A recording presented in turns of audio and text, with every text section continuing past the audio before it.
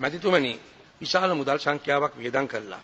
කාලයත් අරගෙන මෙවැනි දේ කතා කිරීම නිෂ්ඵලයි මා විශ්වාස කරනවා. ඒ කියන්නේ එතුමා කියන්නේ ජනාධිපතිතුමත් ඔබතුමත් ප්‍රජාතන්ත්‍රවාදී මැතිවරණයකින් බිහිවුණු හම්බන්තොට දිස්ත්‍රික්කයේ පාරවල් ගැන මේ උත්තරීතර සභාවේ ප්‍රශ්න කිරීමෙන් පළක් නැහැ කියන එක. එහෙමද?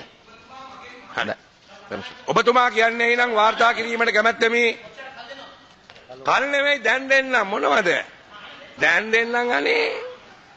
ඔබතුමාට සීතලද? ඔබතුමා වෙනුවෙන් දැන් පුදුම ඇහිමක් නේ මේ ගහන්නේ.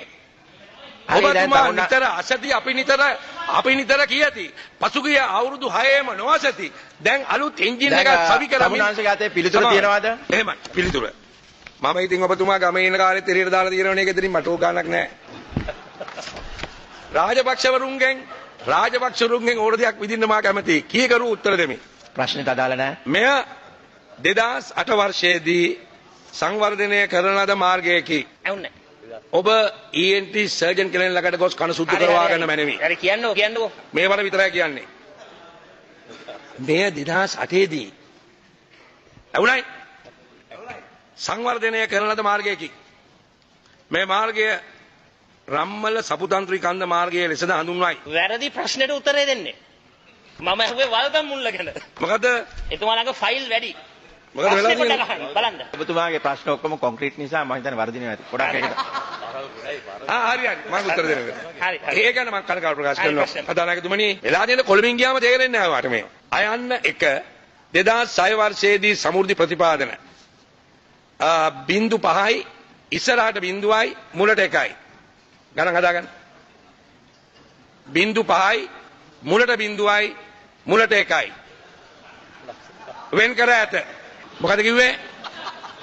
ගණන් කියන්න පුළුවන් ගණන්කාරකම් කරන්න පුළුවන්. මොකද ඔය ඩෝන දෙකෙන්. දැන් එන්නේ එළියට. හැදුනොත් හොඳට පුතේ දෙවියොත් නමට වඳි. මේ බොරු ඒව අහන්න එපානේ. ගරුව මන්තුමා කරුණාකරලා මේ ස්ථාවර නියෝග හොඳට බලාගත්තොත් හොඳයි මේ ප්‍රශ්න අහනකොට පිළිතුරු දෙන පිළිවෙල. කතානායකතුමාගේ අවවාද පිට මම ස්කින් මේකේ පොතක් ගෙන්න ගත්තා. පාර්ලිමේන්තු සම්ප්‍රදාය. උත්තරයක් හම්බුන්නේ නැහැ ඒකට.